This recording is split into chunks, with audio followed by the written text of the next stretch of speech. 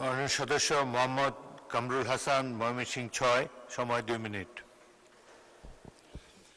আসসালামু আলাইকুম। মাননীয় স্পিকার, আপনাকে ধন্যবাদ।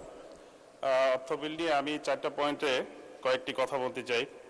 প্রথমত হচ্ছে বরাদ্দ ব্যয়ের দুর্বলতা।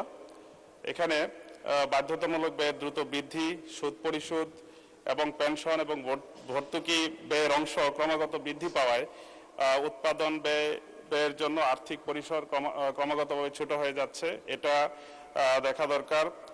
দ্বিতীয়ত, জুন মাসে অতিরিক্ত ব্যয়ের যে প্রবণতা, আমাদের মাননীয় সরকার দলীয় সদস্যরাও এটা অনেকেই বক্তব্যে বলেছেন যে তড়িঘড়ি করে জুন মাসে বরাদ্দ ব্যয় করার প্রবণতা বৃদ্ধি পায়। এতে করে আর্থিক অপচয় হয়, দুর্নীতিকে উৎসাহিত করে এবং কাজের মান খুবই খারাপ হয়। মাননীয় স্পিকার, আমি এরপর বলতে চাচ্ছি যে রাজস্ব আহরণ এবং ব্যয়ের মধ্যে ভারসাম্যহীনতা তৈরি করে। এক্ষেত্রে ভারসাম্যহীন রাজস্ব আহরণ, ব্যয় এবং আহরণের ক্ষেত্রে ভারসাম্য থাকলে যেটা হয়, ঋণ নির্ভরতা বৃদ্ধি পায় এবং বেসরকারি খাতের উপর চাপ সৃষ্টি করে। দীর্ঘমেয়াদী আর্থিক স্থিতিশীলতা দুর্বল হলে সেই ক্ষেত্রে অর্থনৈতিক ঝুঁকি তৈরি করে। মাননীয় স্পিকার, আরেকটা বিষয় এখানে আসছে, সেটা হচ্ছে দুর্বল ব্যাংকগুলোকে সহায়তা প্রদানের যে বিষয়টা আসছে।